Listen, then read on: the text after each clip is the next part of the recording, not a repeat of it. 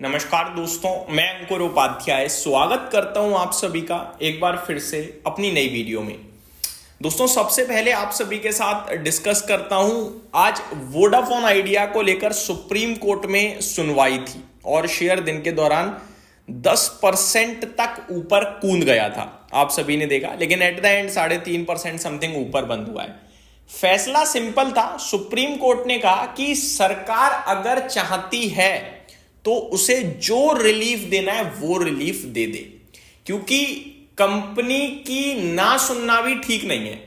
Company का सबसे बड़ा शेयर धारक सरकार है, सरकार से ही उन्हें राहत चाहिए, तो सरकार चाहती है तो दे दे, पुनर्विचार कर ले, जो करना है कर ले, ठीक है। और यही खुशी बस बाजार में वोडाफोन आइडिया के निवेशकों को दिखी और शेयर ऊपर कूद गया। अब दोस्तों, दो चीजें आपको मैं बार बार समझाता हूं, एक बार फिर समझा रहा हूं। देखो, सरकार खुद यही चाहेगी कि कंपनी जितना लंबा चले उतना अच्छा है, क्योंकि भैया सरकार के पास है 49% स्टेक। राउंड फिगर में समझो, कंपनी का मार्केट कैप आज 1 लाख करोड़ का है। सीधा सीधा 49% स्टेक की वैल्यू 49,000 करोड़ होती है, ठीक है। सरकार की तरफ से जो वोडाफोन आइडिया को पैसा गया है वो करीब 70,000 करोड़ का है। अगर सरकार कहती है मुझे पूरा कर्ज चाहिए, पेनल्टी चाहिए, इंटरेस्ट चाहिए, तो कंपनी तो भैया हाथ खड़े कर देगी, नहीं है दिवालिया घोषित। लो, अब क्या करोगे? दिवालिया घोषित हो गई कंपनी, शेयर का प्राइस टूट जाएगा और शेयर का मार्केट कैप टूट जाएगा। इस हिसाब से क्या हुआ, कंपनी का 49,000 करोड़ का जो अभी सरकार के पास जो 49,000 करोड़ का स्टेक है उसकी कीमत रह जाएगी 10-5,000 करोड़। लग गए 40-50,000 करोड़। प्लस सरकार का कर्ज भी नहीं मिलेगा, क्योंकि कंपनी हाथ खड़े कर देगी, दिवालिया हो गई। तो सरकार भी यही चाहेगी कि जो रिलीफ चाहिए ले ले भाई तू, बस शेयर का प्राइस ऊपर हो जाएगा, मेरी वैल्यू बढ़ जाएगी, धीरे धीरे मैं शेयर किसी को बेच दूंगी। यही सरकार करेगी जहां तक लगता है, ठीक है। लेकिन ऐसे में फंस कौन रहा है? रिटेल को लगेगा कि अब तो मल्टीबैगर बन जाएगा, हो गया खेल शुरू। ऐसा कुछ नहीं है भाई। आज सितंबर का डेटा आया टेलीकॉम का। अब डेटा क्या कह रहा है वो एक बार सुन लीजिए आप, एक एक करके मैं आपको डिटेल में बताता हूं। एक बार फिर वोडाफोन आइडिया ने अपने ग्राहक गंवाए हैं। कितने गंवाए हैं वो सुन लीजिए अब आप। 7,44,222 ग्राहक सितंबर में गंवा दिए। वहीं एयरटेल ने 4,37,717 ग्राहक जोड़े हैं और जियो ने 32,50,000 ग्राहक जोड़े हैं कम से कम। तो जियो तो आउट परफॉर्म कर गया है। तो ये बिजनेस जब तक नहीं बढ़ेगा ना आगे, तब तक कितनी भी रिलीफ दे दो कर्ज को लेकर, कुछ नहीं होने वाला है, मेरा पर्सनल लेवल पे मानना है। पहली अपडेट थी ये टेलीकॉम से रिलेटेड। अब आगे दोस्तों, गोल्ड और सिल्वर की गिरावट रुकने का नाम नहीं ले रही है। सोना करीब 2.5% नीचे 1,20,000 के पास पहुंच रहा है।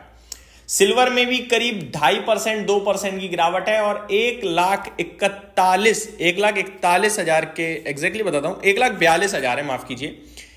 इनफैक्ट 3.25% नीचे 5,500 रुपए गिरा है, 1,42,000 के करीब पहुंचता हुआ दिख रहा है, 1,41,900 है।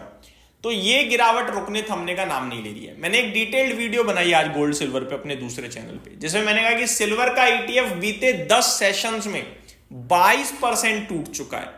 कौन कहेगा ये सेफ एसेट क्लास है? अब तो इनमें इतनी वॉलेटिलिटी जितनी स्टॉक्स में नहीं है। जैसे लोग स्टॉक में ट्रेड करते हैं ना, वैसे सिल्वर गोल्ड में ट्रेड कर रहे हैं। इनफैक्ट ईटीएफ में ट्रेड कर रहे हैं सिल्वर के। ईटीएफ तो बिल्कुल सेफ हेवन माना जाता है, उसमें लोग ट्रेड कर रहे हैं एक दिन 10 दिन के हिसाब से, और वहां लग रहा है पैसा बुरी तरीके से। अब परेशान हो रही है पब्लिक बहुत ज्यादा। 29 तारीख को एक बार रेट कट आने दो, मुझे लगता है वहां रिलीफ मिलना चाहिए, और वहां रिलीफ नहीं मिला तो फिर समझ लेना तेजी समाप्त। और अब गोल्ड और सिल्वर यहां से ज्यादा कुछ खास नहीं करने वाले। अगले 1-1.5 साल न्यूट्रल रहने वाले हैं। जिसको पैसा लगाना है लगा दो, बट पैसा बनेगा ये भूल जाना 1-2 साल के लिए। न्यूट्रल 5-10% बन जाएगा, इससे ज्यादा नहीं।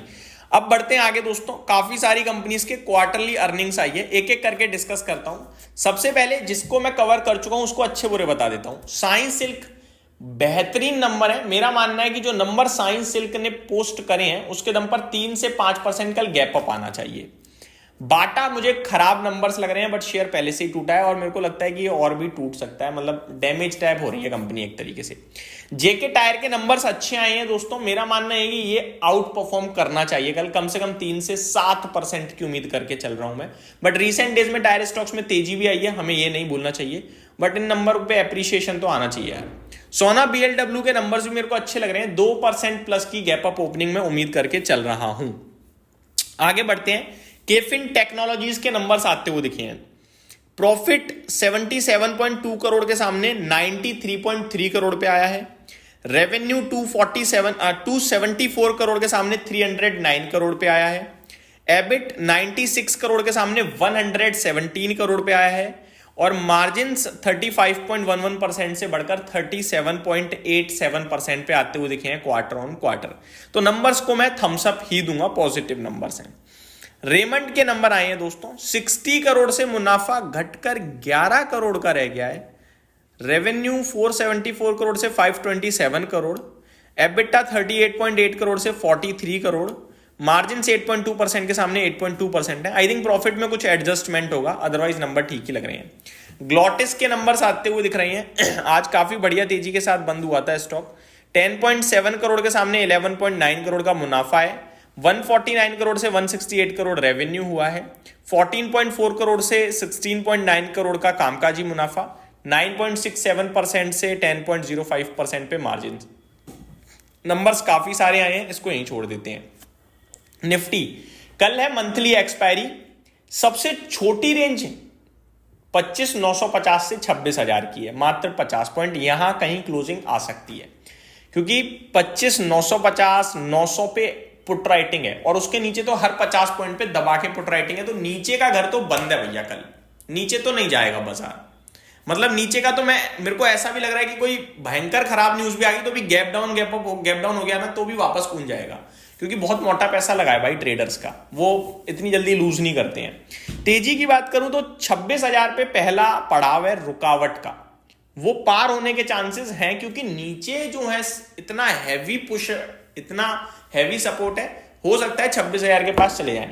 26,000 का अगर कॉल राइटर पोजीशन कट करता है और छोड़ के भागा तो 26,100 तक की जर्नी बन सकती है, क्योंकि 26,100 पे उसके बाद बड़ी कॉल राइटिंग है, फिर 26,200 26,150 पे है।